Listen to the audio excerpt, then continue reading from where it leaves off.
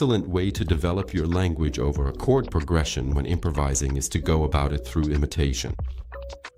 What I mean, basically, is that we're going to try to imitate licks, parts of solos, or even entire solos. In this video, I'm going to show you a specific lick over an extremely popular chord progression, namely the 2-5-1. Today, it's going to be a minor 2-5-1. We're going to look at it in the key of C minor. So, I'll be playing on the tenor saxophone. If you play the alto saxophone, that's no problem either. It'll work just as well. It's exactly the same notes on the saxophone.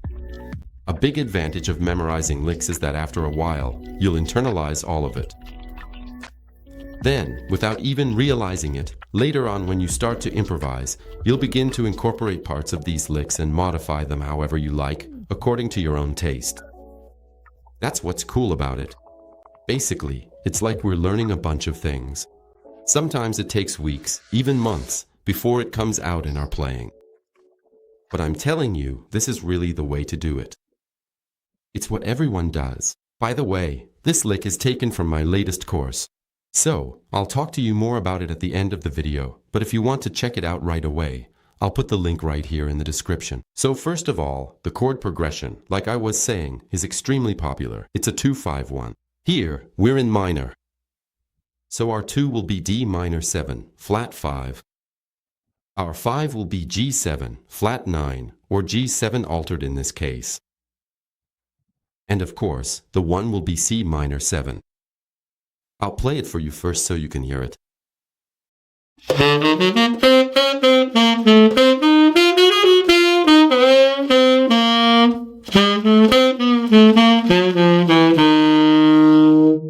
So, you'll notice there are 5 bars in there.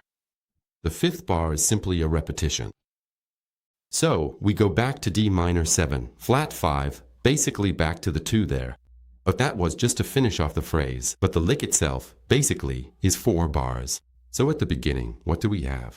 We've got an E, an F, an A flat, A C, A D, an E flat, A D, and A C. So, you could say that's part of the D Locrian mode. So, it's taken from the E flat scale, except for the first note, which is E, which is basically just a chromatic approach to F. So, we want to target the F.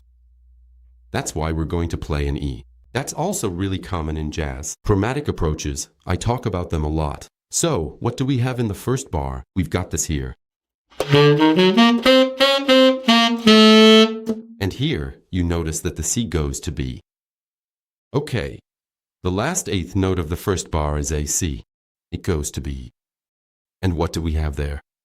We have a natural resolution from C to B, the 7th of D minor 7, which goes to the 3rd of G7.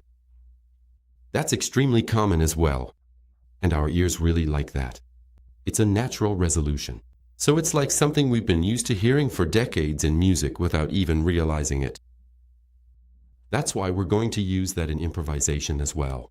So, we're going to resolve from the 7th to the 3rd, C to B, the 7th of D minor 7 to the 3rd of G7, flat 9, or even flat 9, sharp 9 in this case.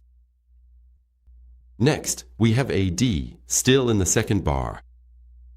We have A D, which is the 5th of G7, an F, which is the 7th, an A flat, which is the flat 9, and A B flat, which is the sharp 9.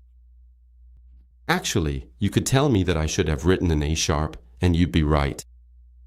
It's just that here, I left it as a flat to make it easier to read. So our B flat, we're going to treat it as a sharp 9 and not as a minor 3rd. Really as a sharp 9. So flat 9, sharp 9. The A, once again, a flat, flat 9. The G is the root note, and the F is the 7th. So simply, the second bar goes like this. Okay. Next, once again, I have a movement from the 7th to the 3rd, but here, it's the 7th of the G7, F, moving towards the 3rd of the C minor 7. So that gives us another movement from 7 to 3, which is very common in jazz. Now, I'm on my E flat, which is a note from the C minor 7 arpeggio. So, obviously, I can't go wrong with that note. E flat, minor third. Next, D, the ninth, C, the tonic, of course. And then, what do I have? I've got A B flat. Okay, for now, I'm going to play this third bar. And now, what's happening here? I'm heading towards A B natural.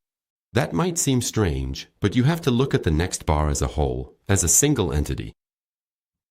Meaning, what I want when I look at this, I'm going to play B, D, D flat, B, and C. So, what I could say is that my goal, my target, is the C. Okay. I'm going to circle around that note. I'm going to wrap my C. In English, that's called an enclosure. In French, I have no idea what the word is. If you know, you can let me know in the comments.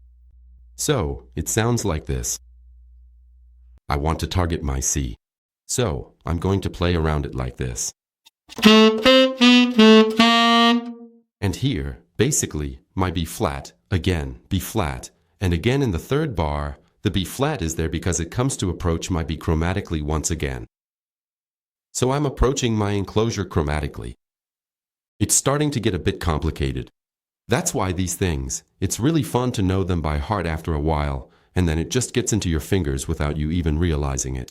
You just have to trust the process, really. You practice it, you practice it, you practice it. Eventually, it becomes second nature. When improvising, there's no time to think about specific techniques like chromatic approaches or enclosures. It just comes naturally. But you still have to go through that process, practice, practice, practice, to really incorporate it, to internalize it as much as possible. So if I start from my B flat, the last eighth note of my third bar, and I continue to the end, it will sound like this.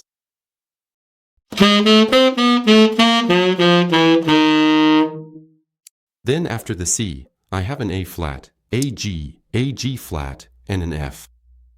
So basically, what I want to do here is, once again, target my F, which is the minor third of my D minor, G flat 5, which is the 2. So, it's like I'm going back to the beginning. In the end, I want to resolve on a note that's part of the arpeggio. So I make a chromatic movement downwards, targeting the minor third of the next chord. A flat, G, G flat, F. So maybe it seems complicated, and it can be, too. It depends on your level. But what I can say is that as much as possible, you want to internalize this, especially and learn it by heart. I mean, in the sense that you'll play it so much that it'll become second nature. Unconsciously, you'll end up reproducing it in your playing. That's guaranteed. So, I'll play it for you once all the way through.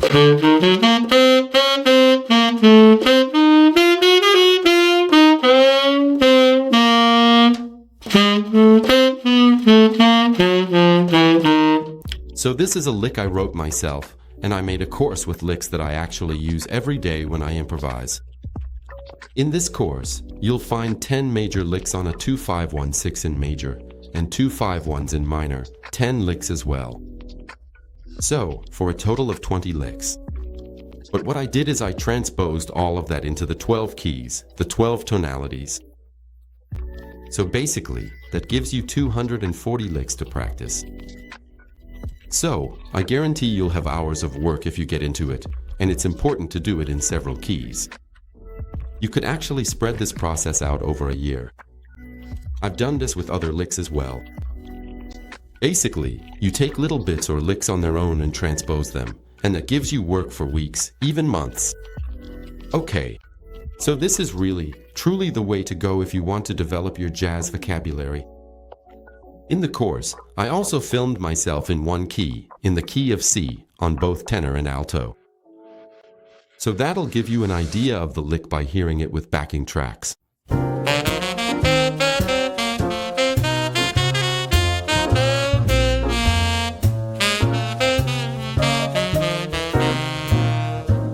And I also provide you with the tracks for each lick in all keys.